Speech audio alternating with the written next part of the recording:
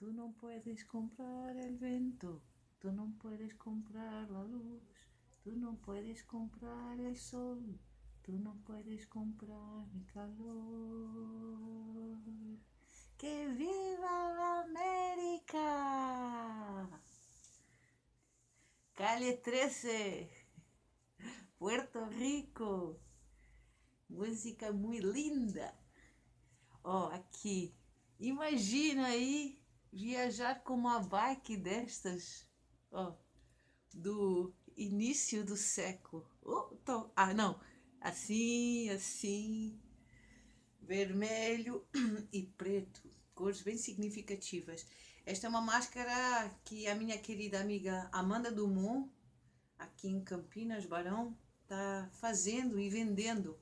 Tem este modelo, com ou sem bikes. E vou apresentar aqui um livro que esses meus queridos amigos, também ciclistas, a Amanda e o Tiago, um grande palhaço também.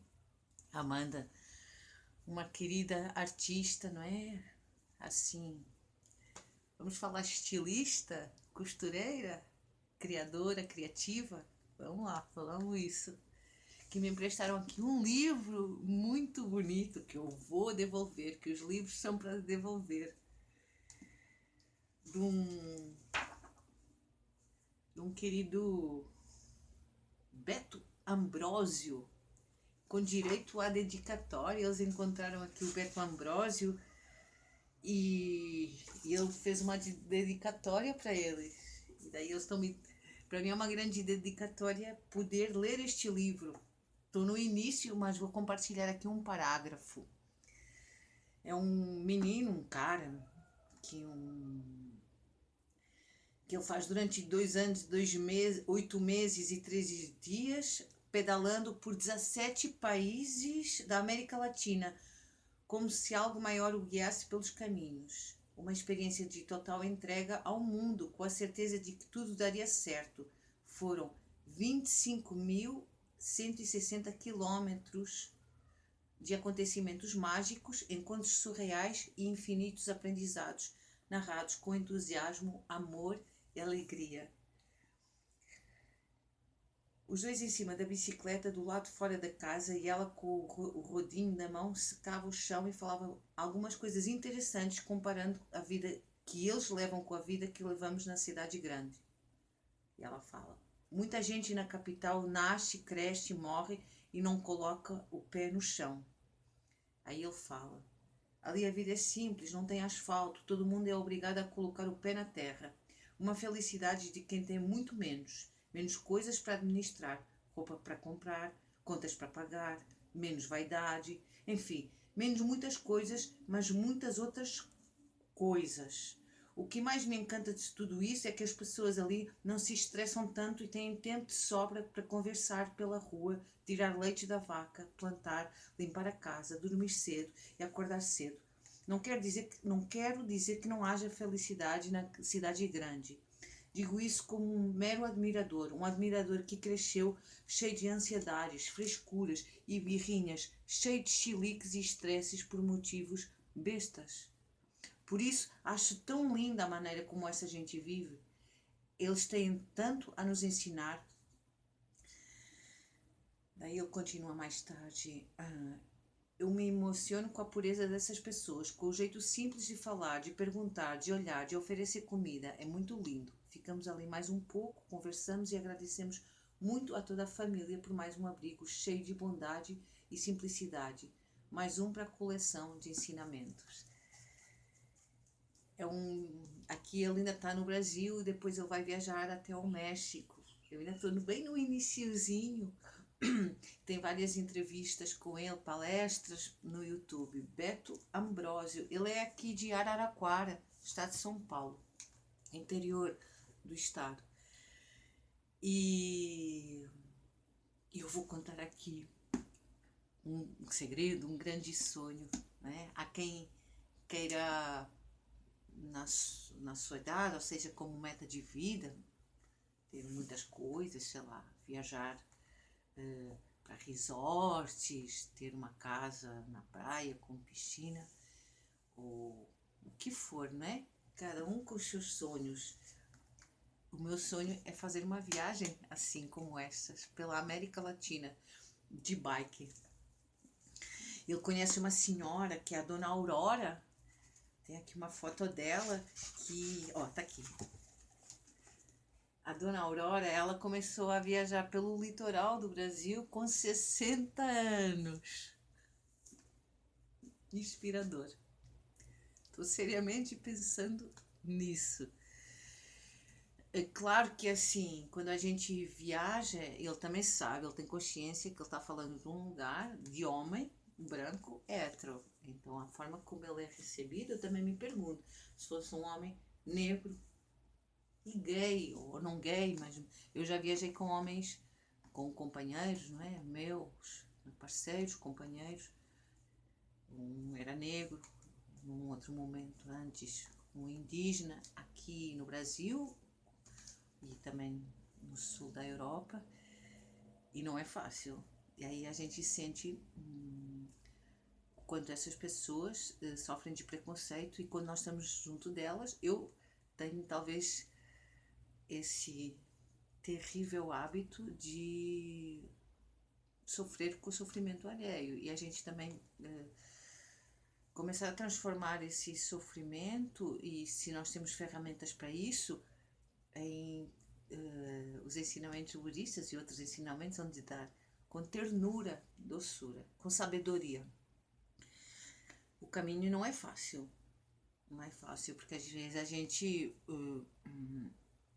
se chateia, a gente tem essas birrinhas, a gente se estressa.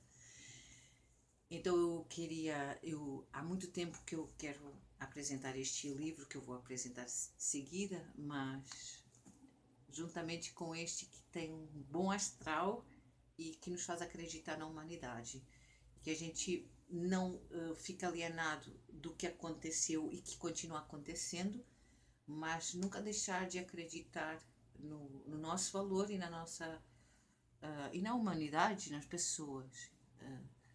Não ter um pensamento apocalíptico, embora nós temos que estar atentos, porque estão nos matando, não é?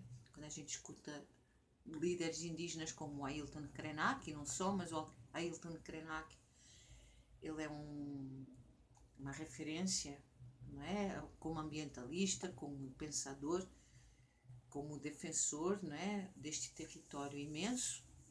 Nós temos que estar atentos, né?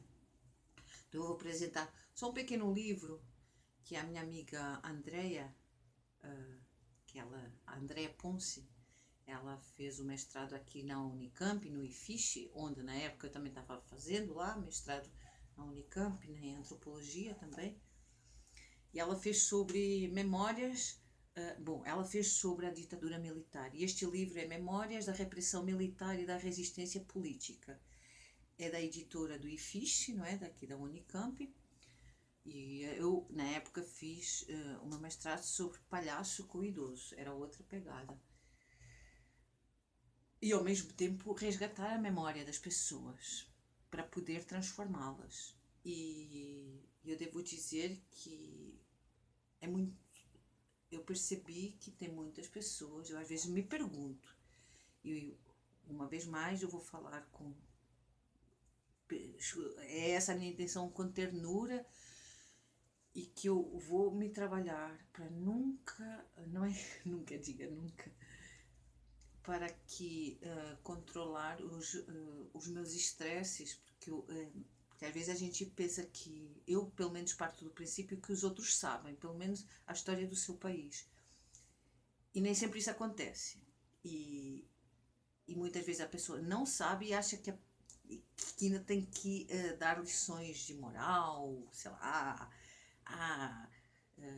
por eu ser portuguesa, por eu ser europeia, por eu ser branca, e às vezes é um próprio branco, não é, que está num lugar de privilégio, não é, que deveria ter acesso a uma informação e um conhecimento mais aprofundado, e salta um século, que no caso é o século XX, não é, com duas ditaduras, com o Getúlio Vargas e com a ditadura militar, que hoje ainda se sofre resquícios e retrocessos. eu percebi que ao início, quando eu achava, eu não esperava que as pessoas não soubessem, não é? O quanto isso ainda é muito presente, não é? Este momento histórico do Brasil e que se matou tantos, mais até indígenas e não só quilombolas na periferia, do que há 500 anos atrás. Não significa que esses há 500 anos atrás eles devem ser esquecidos, pelo contrário, devem ser lembrados e devem ser curados. E todo mundo tem que fazer a sua parte, não é? Não só em Portugal, como no Brasil e em todos os lugares, né? A Espanha, a França, a Alemanha, a Holanda, né? Porque também já escutei pessoas assim, porque seria muito melhor a gente ter sido colonizado pelos ingleses, os holandeses, os franceses. Colonialismo é colonialismo, ponto final parágrafo, né?